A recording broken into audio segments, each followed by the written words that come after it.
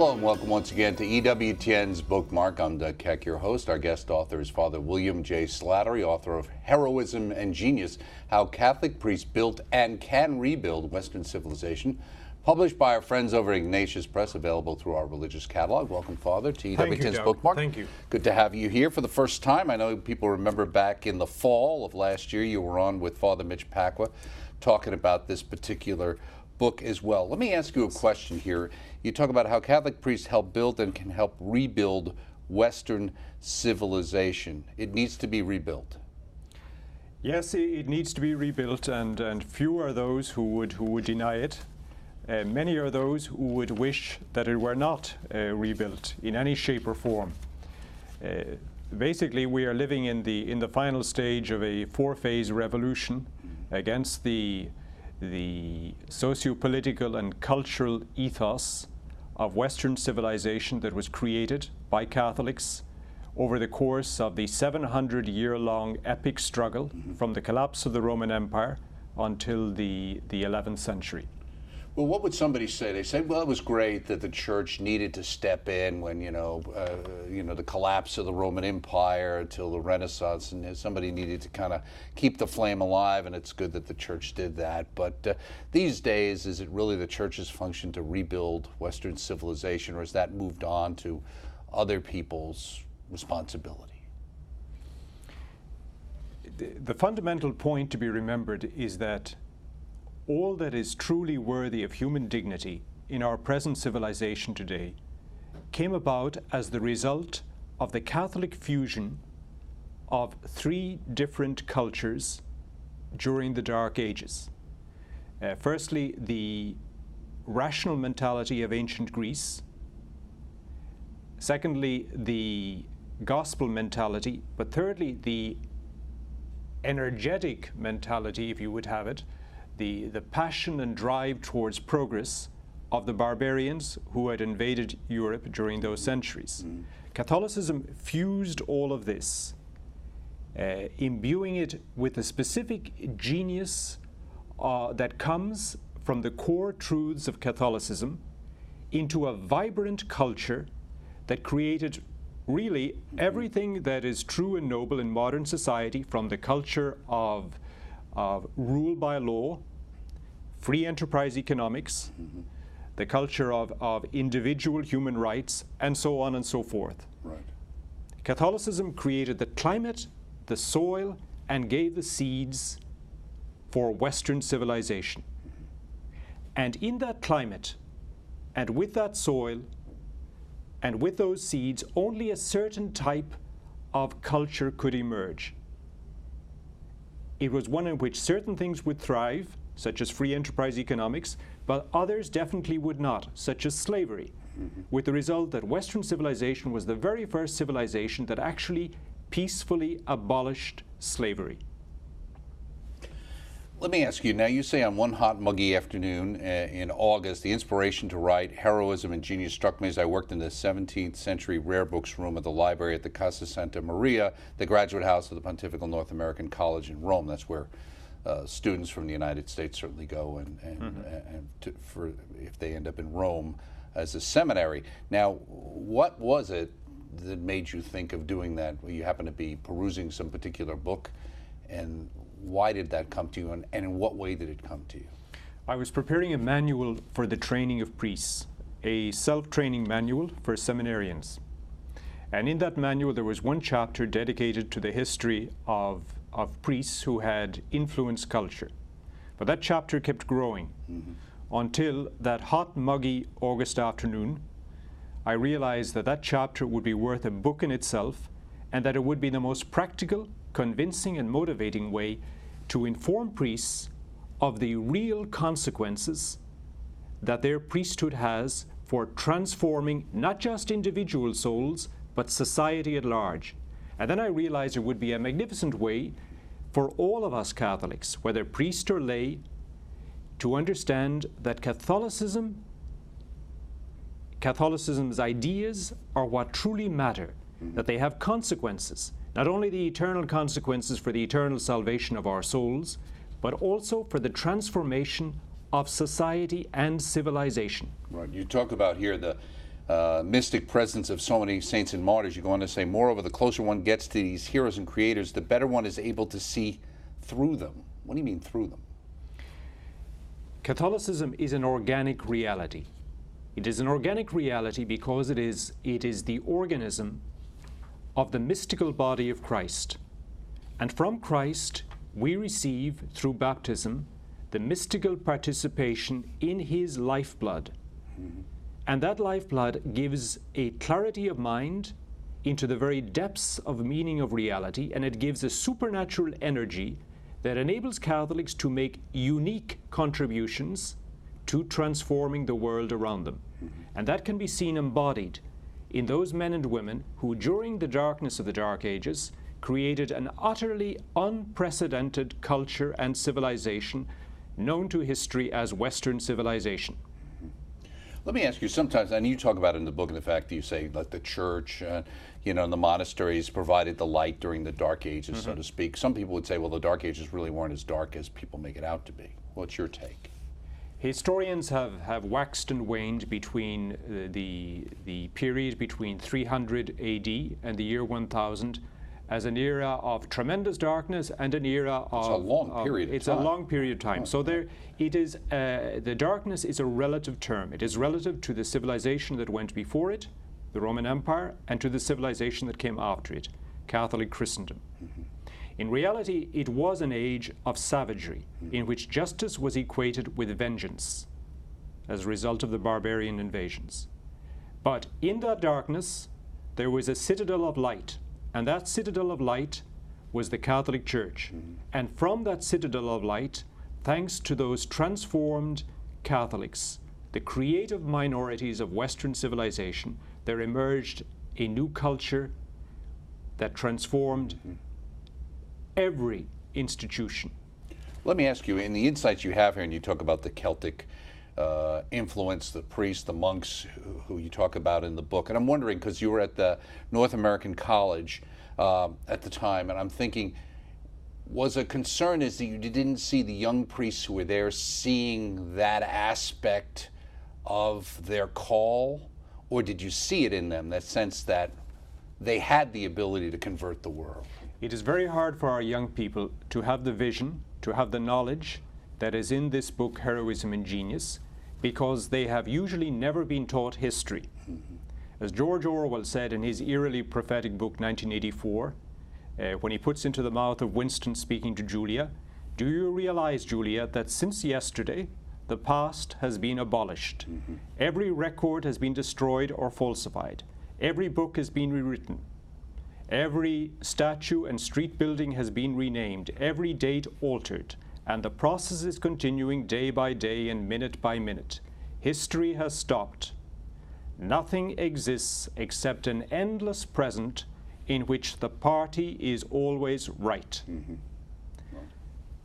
That, to a large extent, is beginning to happen in our Western society today through political correctness. Right.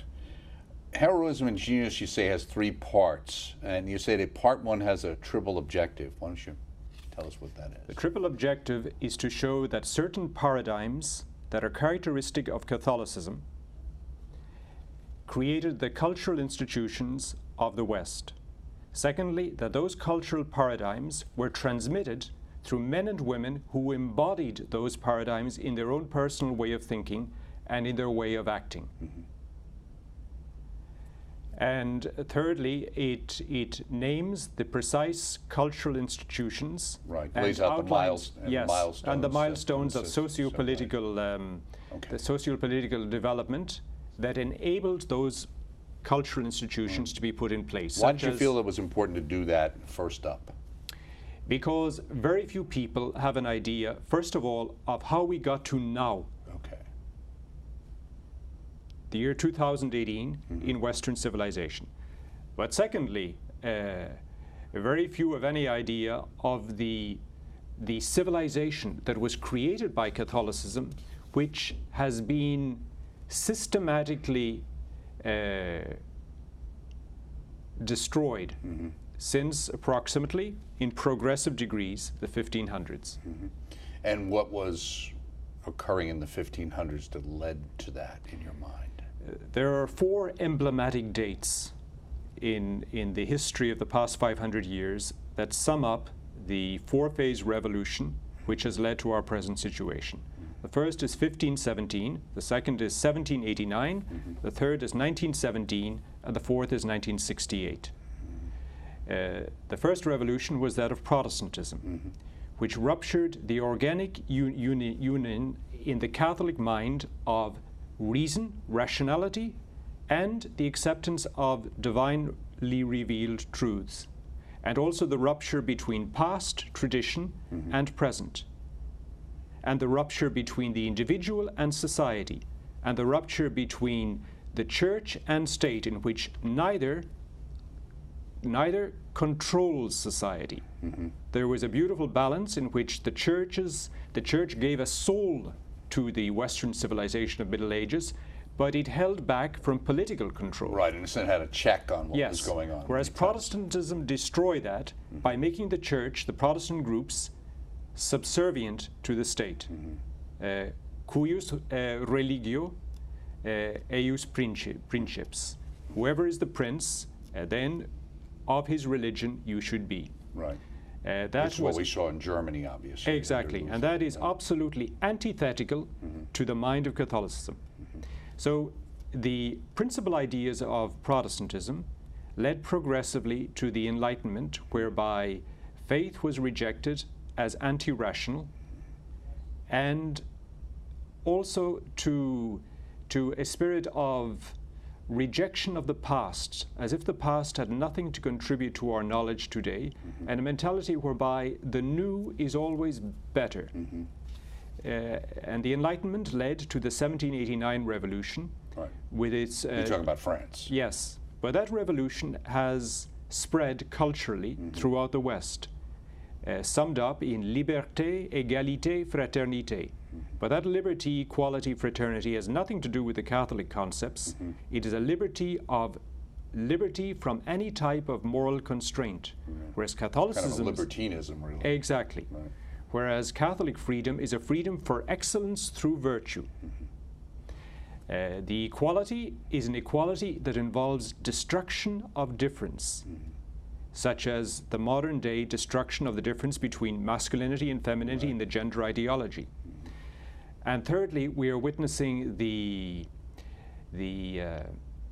fraternité, which has evolved ideologically into the program of globalization with the destruction of nationhood and patriotism. Right. Okay. 1917, I'm assuming that's the And then 1917 Bolshevik, it was the Bolshevik. Lenin pointed to the French Revolution as the ones who inspired his modus operandi, and 1968 became the way in which cultural Marxism, realizing that there was no way of repeating what had occurred in Moscow in 1917, they realized that they had to penetrate the cultural institutions. They had to make Western Europeans, North Americans, Latin Americans dissatisfied with Western civilization, dissatisfied with all of the institutions that had been built up by Catholicism in education, healthcare, the relationship between the individual and society, free enterprise economics.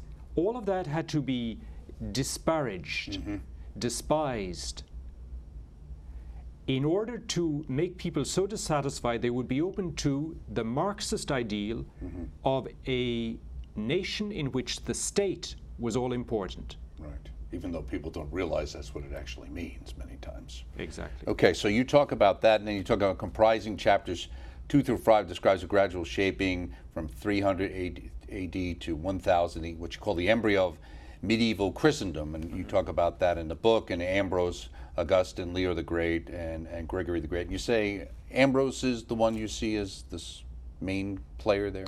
Ambrose is one of the four main players whom Christopher Dawson calls the fathers of Western culture. Right.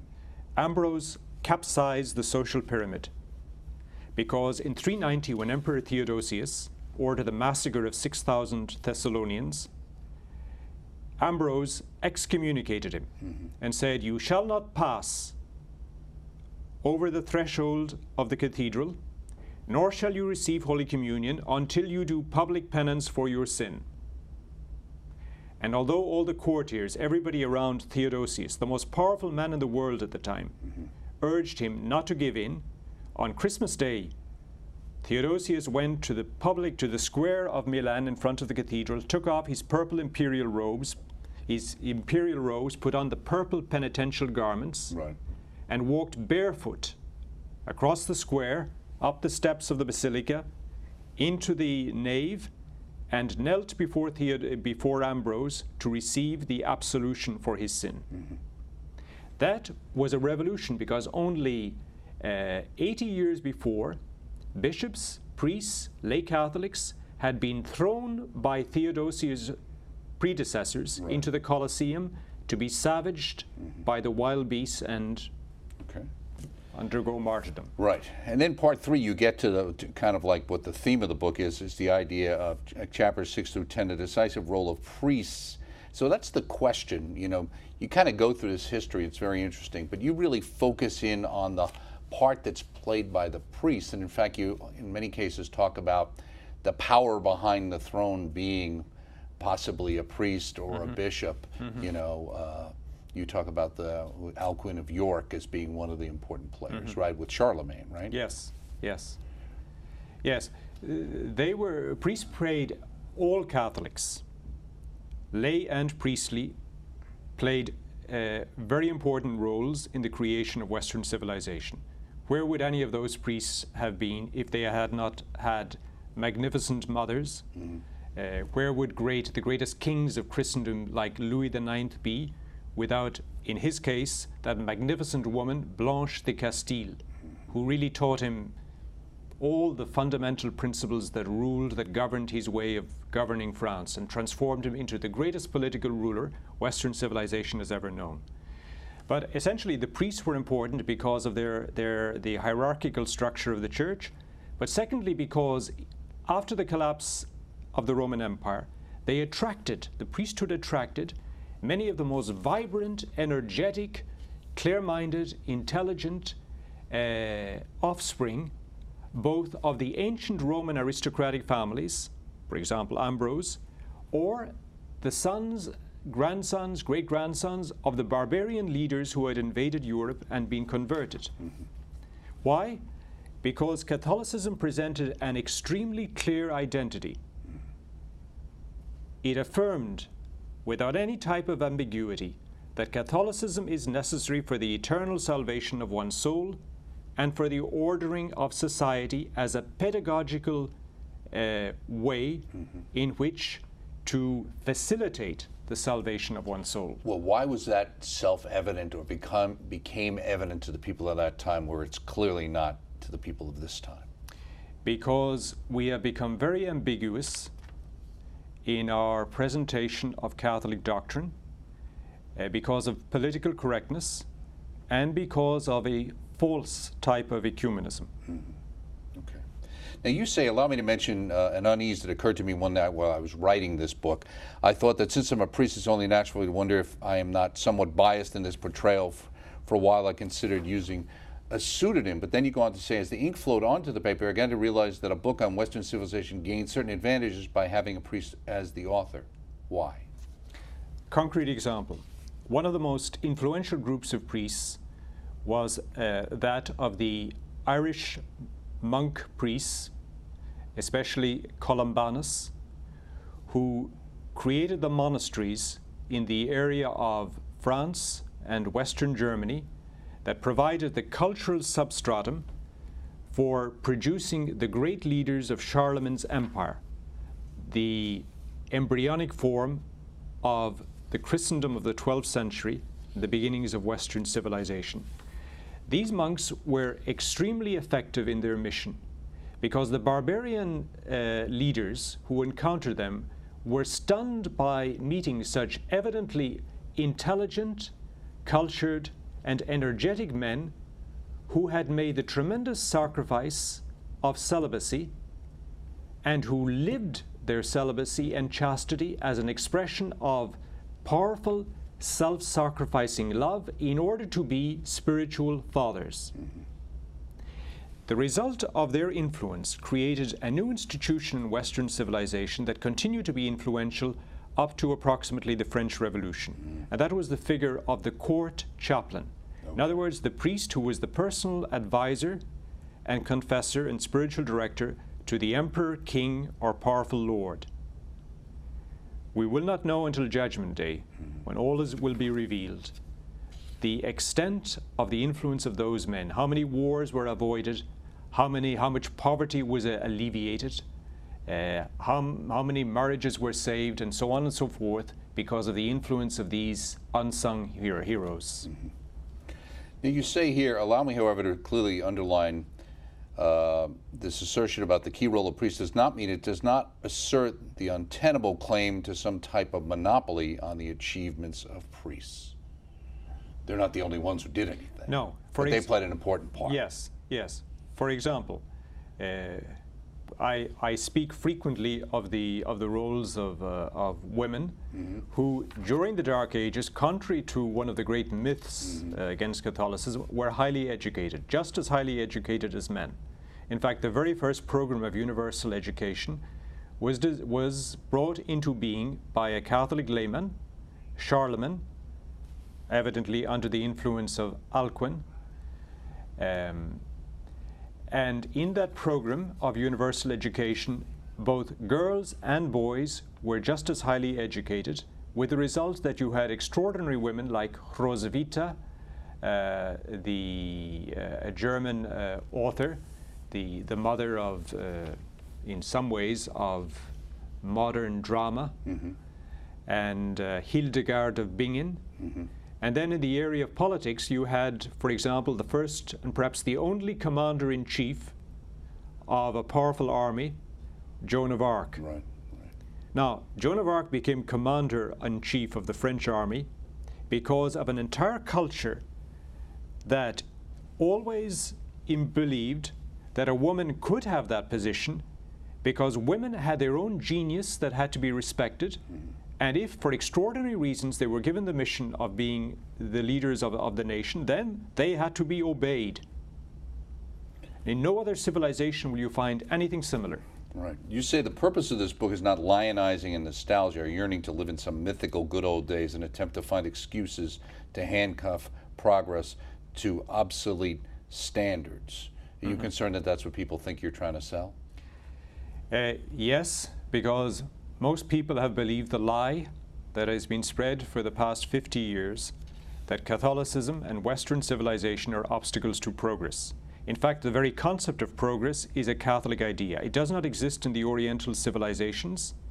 It came forth from the Catholicism of the Dark Ages. But right now, we are living in the age of the dictatorship of relativism, as Pope Benedict XVI stated. In order to understand that age, it would be worthwhile watching EWTN's documentary, A Sheep in Wolf's Clothing. A Wolf in Sheep's A Clothing. Wolf in Sheep's Clothing. Yes. Right, exactly. Yes. That states the problem. This book, Heroism and Genius, states where the solution can begin to appear by knowledge of the history of the role of Catholics in creating the most beautiful civilization that has ever existed. One of the most interesting things I think you brought out, I remember you even mentioned this when you were back on with Mitch, the practice of private confession also burned onto the Western soul, a principle that is not native to the other influential civilizations of humanity. The individual man, woman, or child is above the tribe, nation, state, and collectivity. Yes. As Francis Fukuyama, the non-Catholic political expert, stated, individualism did not appear with the French Revolution, nor with 1968. It appeared in a pre-modern institution, and that institution is the Roman Catholic Church.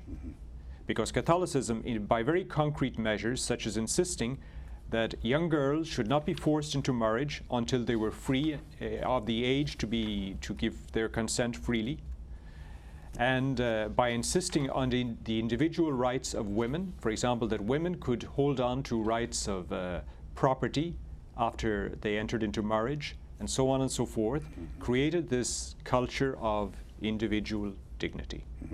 The other thing that's interesting too here, I think, in going through, you show how all the tribes, you talk about the Dark Ages, and you see when they were converted to Catholicism. Very nice little map in there, etc. The other thing that strikes me too in dealing with what we're dealing with in society and reading your book is there seems to be this idea that people think these things aren't a function of Christianity or Catholicism. This idea of caring for people and women's status and not getting rid of girl babies. They think that somehow innately that's just the way people actually are, and tend to, not see the importance of Christianity and Catholicism in that mix, which is the point you're making in this book, right? Yes, absolutely. Well, all they need to do in order to change their minds is to read a little bit of history. Right. For example, in the 1st century, males outnumbered females by 30% in the Mediterranean area because of female infanticide, which was a legally accepted and widespread practice. As one Roman soldier stationed in Egypt said to his wife Alice back in Rome, "If you have a boy while I'm away, take care of him. If a girl, get rid of her." Right. That practice, now that Catholicism has been pushed onto the peripheries of society, female infanticide has returned. Right. We certainly see that in certainly other nations and the way it's going here. Yes. The same in the United States. Certainly we can't hold our heads up with the level of abortion here in the United States. Yes. Some other interesting people you talk about a different thing. You use this term, the silhouette. Okay. This kind of people in the background, the people who will never really know, whether they be dealing with chivalry and warriors or clerics or priests? Yes. For example, the abolition of slavery.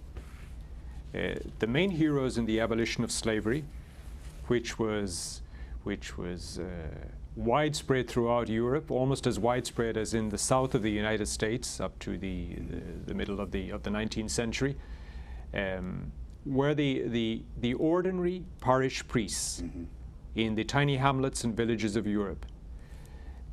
These men, man by man, at the deathbeds and in the confessional, in their preaching, by presenting the faith as it is, they effected the peaceful revolution by which slavery had disappeared entirely by the 12th century. Well, there's a lot of insights, especially for Catholics, I think, especially those of us who didn't get all the history we should have. And we appreciate you providing this, Father William J. Slattery. Thank you. And your book, Heroism and Genius, How Catholic Priests Help Build and Can Help Rebuild Western Civilization. We can all work on that. Published by Ignatius Press, available through the EWTN Religious Catalog. EWTNRC.com is the place. Check it out. A very interesting book. Join us next time, right here on Bookmark. See you next time.